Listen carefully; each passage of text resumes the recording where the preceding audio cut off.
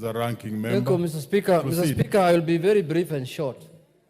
Mr. Speaker, on this matter, Mr. Speaker, this is one of the approval or the appointments that in this House you say give it a chance, Mr. Speaker. It's an approval that you can describe, let's give it a chance, Mr. Speaker. Because, Mr. Speaker, why do I say so?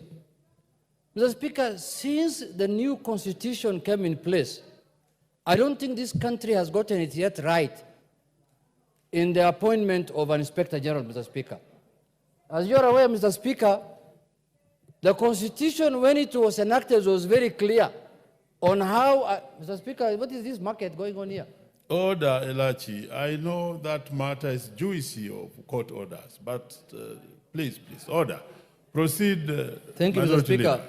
Mr. Speaker, when the new Constitution came into place, the criteria of getting a new IG was very clear, Mr. Speaker.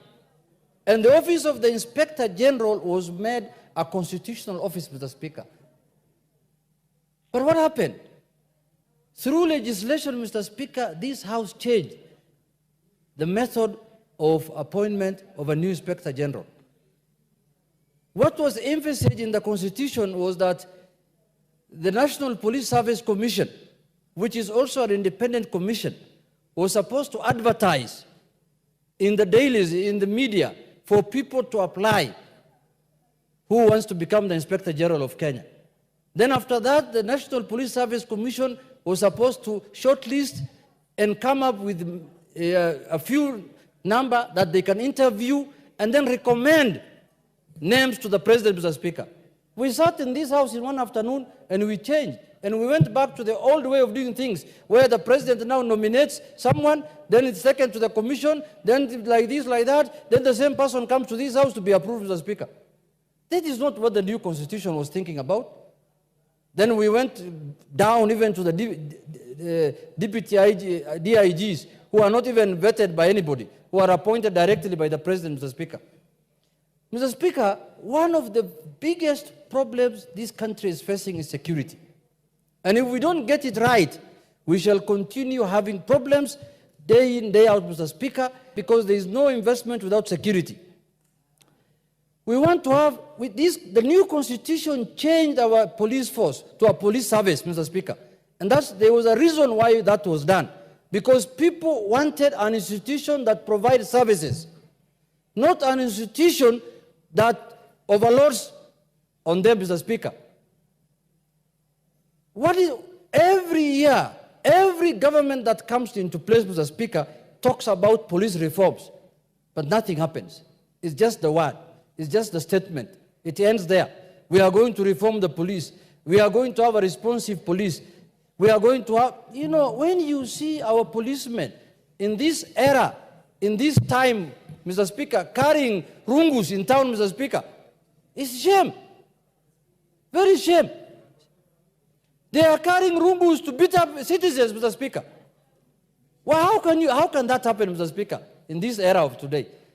My last thing is, Mr. Speaker, the new police Inspector General must come and address the welfare of the police service, the policemen of this country, Mr. Speaker.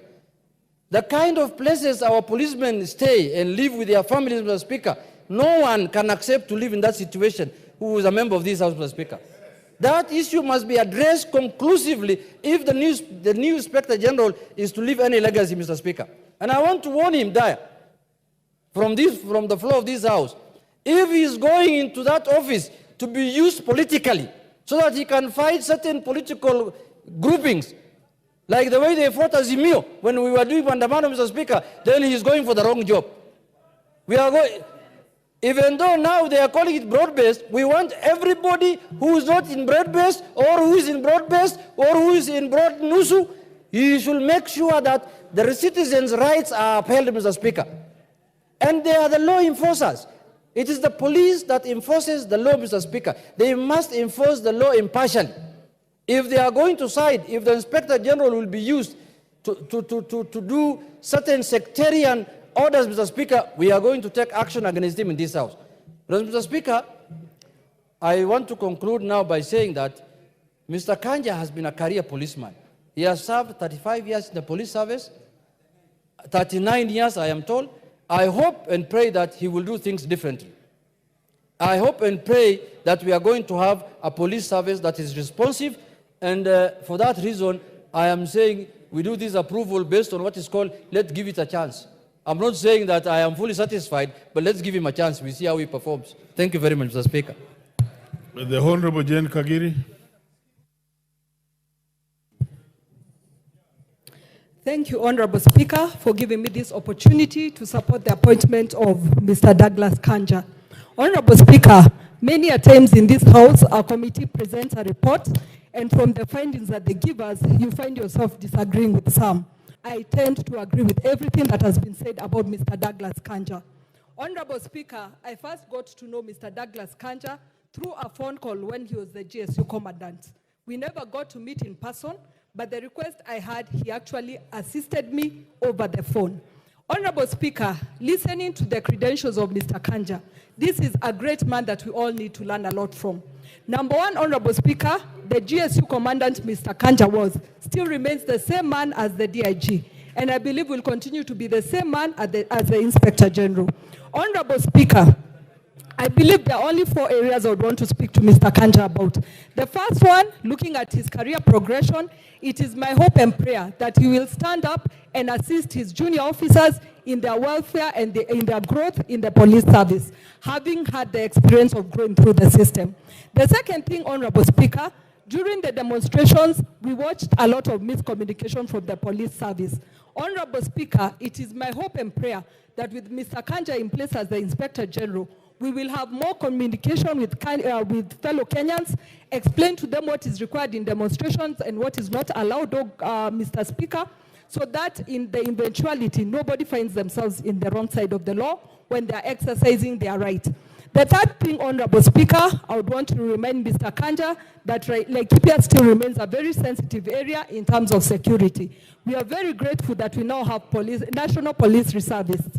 It is my hope and prayer again that he'll remember these young men and women who spend their nights protecting others and ensure that they get their medical cover as well as they get improved allowances, Honorable Speaker. Finally, Honorable Speaker, I would want to speak on the final thing, Honorable Speaker, I would actually want to say is with the great personality Mr. Kanja has, we hope he's going to have good collaboration with other agencies. And other agencies, I mean the IPOA, the Independent Police Oversight Authority. An authority that believes it is okay for a police officer to be injured, but it's not okay for the police officer to protect themselves. Honorable Speaker, that is one area that I hope is going to build a collaboration. Honorable Speaker, I conclude by saying, herein comes a great man. I wish Mr. Kanja all the best, and I know he's going to do this Kenya good. Thank you. Is the Honorable